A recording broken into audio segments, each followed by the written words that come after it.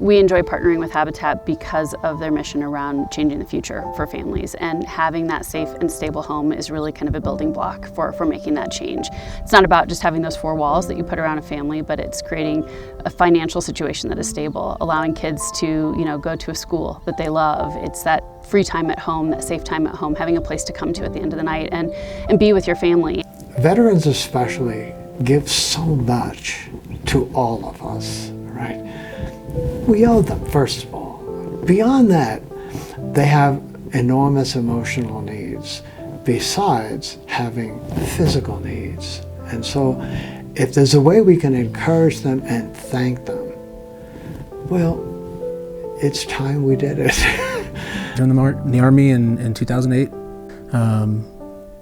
My first duty station was Fort Campbell with 101st Airborne, and we deployed to Afghanistan in 2010 to support the mission there, Operation Enduring Freedom.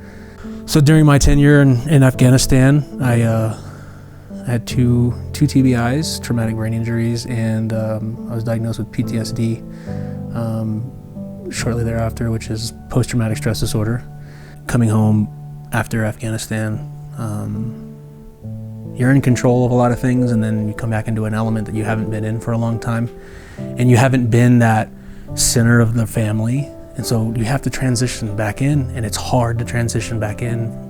The house is one of those base camps. It's one of those safe spaces that everybody can come to, and it's a warm spot that love and healing happens. And that's where the Habitat really sold it for us, is it helped us relieve a lot of financial stress. Some people are just quiet heroes, and they're everyday heroes, and they just do what's right when it needs to be done. In this case, with the veterans, they have made a commitment beyond that even.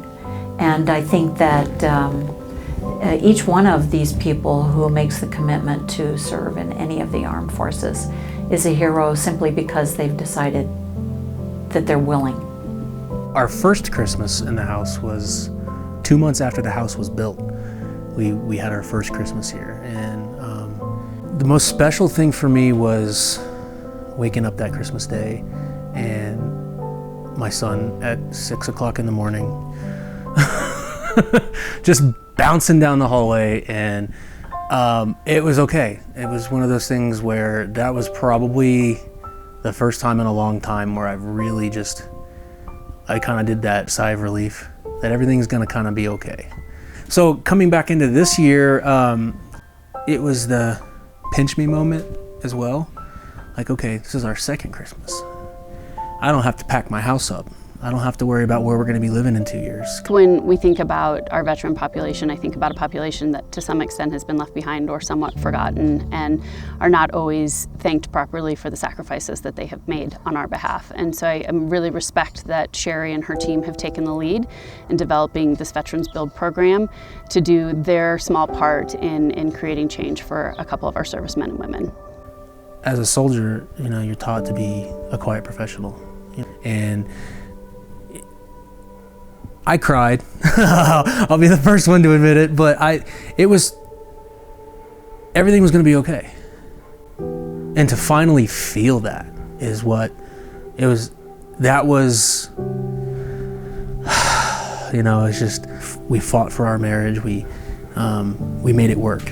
We love our children. We love each other. It's just, all of it has culminated into this, and now forever my kids they're going to have a place to call their home. Service of this type benefits everyone. You can see it on the faces of people at the dedications, and you can see it at the blessings, you can see it at the work sites, the laughs, the smiles.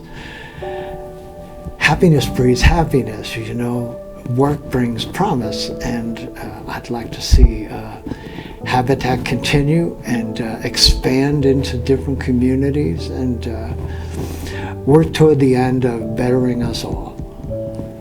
It still costs a lot of money to build a house, and it just can't be generated out of thin air.